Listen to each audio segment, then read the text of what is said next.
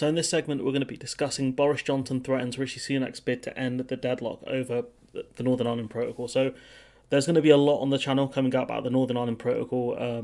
I'll try and order it as best I can in terms of a timescale. I'm a bit behind, but bear with me through this one because there's going to be a lot on this.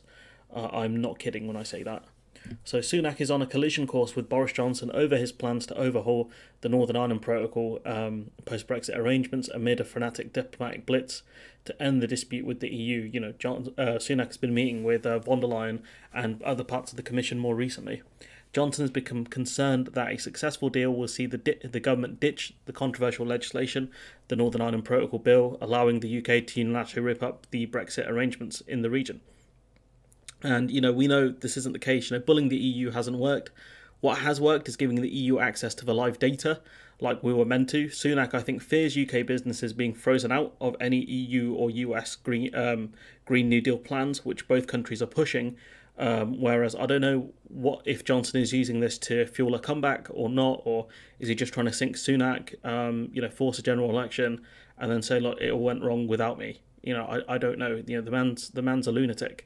I don't know why journalists keep saying that Sunak is planning to overhaul the Northern Ireland Protocol when we're talking about tweaks, like it's the amount of checks and paperwork required. I don't know why journalists keep pushing this narrative that it's an overhaul. There has been persistent concern among Sunak's allies that Johnson could attempt to derail a compromise with Brussels, keeping the Northern Ireland Protocol Bill introduced by Johnson's government and currently working its way through Parliament now appears to have become a key test for the former Prime Minister. And this is what the ERG want, and warned Sunak not to stray from this path of using the Northern Ireland Protocol Bill being passed and potentially using that to leverage a new deal over the protocol based on something probably like the command paper. So essentially what they're trying to do is bully the EU here. The ERG types have been clear that they don't want Northern Ireland as part of the EU single market for goods, and they don't want a role for the European Court of Justice. Sunak clearly can't achieve this and, wants to rebuild bonds with the EU, which I think he's trying to do, and he can't do that on the back of threatening the EU with, ending the Northern Ireland Protocol and getting them to figure out what to do with the border in the island of Ireland. Supporters of the legislation insist it would give the UK continued leverage over Brussels. A source close to Johnson said it was the view that it would be, quote, it would be a great mistake to drop the Northern Ireland Protocol Bill, end quote, and I think that's nonsense. We've spoken already about the bullying, it's nonsense. The new threat comes as Starmer called on Sunak to sidestep his hardline MPs by winning a deal with Labour backing, quote, this is no time for political brinkmanship, the situation has dragged on for too long and the stakes are too high, end quote. Starmer told The Observer he was taking the extraordinary step of offering his party support an early parliamentary vote on the agreement, enabling Sunak to, quote, stop scrambling around to appease an intransigent rump of his own backbenchers. My offer to the Prime Minister stands. If a deal is on the table and it delivers for the UK, Labour will back it. He doesn't need to go scrambling around to appease an intransigent rump of his own backbenchers who will never be satisfied with anything. Labour's priorities are clear and uncompromising. Country first, party second.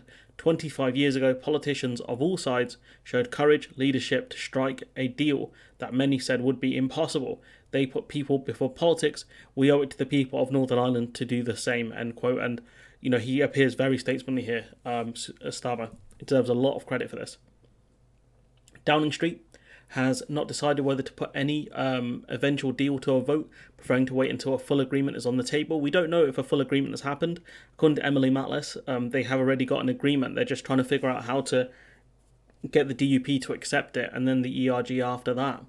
There were already warnings from inside government and among the pro-Brexit wing of the party that Sunak will face a political backlash if he tries to secure a deal on the back of Labour votes. If Downing Street opts not to hold a vote, some MPs are already threatening to engineer one. They can try and force a vote on this if they get the numbers. One Whitehall insider said it would be quite political suicide for Sunak to rely on Labour.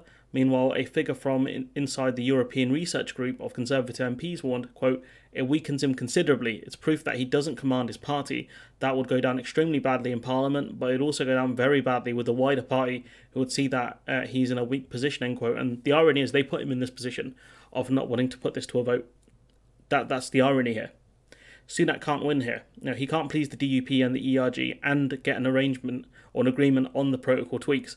I've listed already what the ERG want. It can't happen within the protocol and would require a renegotiation of the protocol, which the EU said won't happen. if an agreement gets passed with DUP consent, then we are. If an agreement gets passed without DUP consent, we're back to square one here, because the DUP will just sit out of Stormont and we're back here again. If he uses Labour votes to pass the deal, then I can see the ERG voting against the government on must-pass bills like a budget, for example. Sunak can try and stare down this group and say, fine, I'll trigger an election, and Labour will pass a resolution on the protocol. That's something I've seen Phil say as well, that Sunak needs to stare down the ERG and essentially say, this is a vote of confidence in the government. If you do not vote through this bill, I will force a general election, which would be a bold strategy, Cotton, I'll be honest. But even, he needs to get it past the DUP. Even with the DUP sitting out, he needs to get the DUP involved here. That's the problem, and they're morons. Perhaps Labour will try a direct rule. If Labour did win, perhaps they'll try direct rule with collaboration with Ireland, but that's speculation. There's no winning here. If Labour did win a general election, but right now there's not many good options. That's all I'll say. There are also concerns that Northern Ireland has no say over new rules and regulations coming from the EU. MPs have not seen any details of the agreement. They are demanding so to see it. One figure on the Tory right said it already appeared to be, quote, half-baked and would not deal with fundamental sovereignty concerns by many Tory MPs and the DUP. There's that word again, sovereignty. So we got this from Lisa O'Carroll, some tweets. We got some tweets anyways.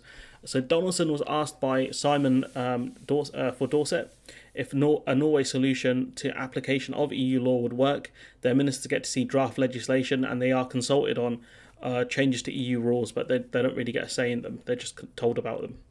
DUP leader points out that Norway is a sovereign state and so is the UK, i.e. Northern Ireland, one part of the UK, cannot be treated as separate to the UK. And that's one of the problems Sunak is going to run into. If the DUP see Northern Ireland being treated differently to the rest of the United Kingdom, the DUP will stop this, will not consent to this agreement. Even though Northern Ireland has different rules to the UK on things like abortion, they don't care about that. This is about identity for them fundamentally, and what they don't want to see is an Irish reunification vote. They're happy with their, really weird subcultures in Northern Ireland. The DUP are, with the orange marches and all the weird stuff. But they don't want that to end. Essentially, they like being a part of the UK but different to the UK. If that makes sense. We have this from Marina Perkis saying, it looks like a rebellion. Sunak may scrap the Northern Ireland Protocol bill to reach a deal with the EU, but Johnson is already causing problems, saying, quote, it's a very good bill. It fixes all the problems. I'd go with that one, end quote. It's so good that government had to admit it breaks international law. Let's not forget, it breaks international law in a very limited and specific way. But also, Johnson pushed this oven-ready nonsense, and now he's talking about having to make a bill which allows the kind of allows the breach of his, quote, oven-ready deal. It doesn't make sense. And let's not forget the very famous quote of, it's oven-ready, put it in the microwave. I mean, this man had no idea what he was talking about, and it's an absolute tragedy he got them a win in 2019, I'll be honest. But we're in real danger here of Johnson completely undermining Rishi Sunak and stopping an agreement going through. And, we've heard stories about Johnson basically nibbling at the DUP, saying, resist the deal, don't agree to it. And what they're waiting on essentially is this Northern Ireland Protocol bill to be passed so that ministers can start getting rid of bits of the protocol unilaterally. This is something Penny Mordaunt and Suella Braverman support. They support the Northern Ireland Protocol bill because they think it will get them somehow a better deal with the EU. And they supported Johnson's intervention here. So they support Johnson undermining their party leader, their prime minister, whilst these are members of the cabinet. It's just embarrassing the level we're at now. But anyways, I'm going to leave it there. Let me know what you think in the comments below. Like, comment, share, subscribe, support the channel on Patreon if you can. And hopefully I'll see you in the next one.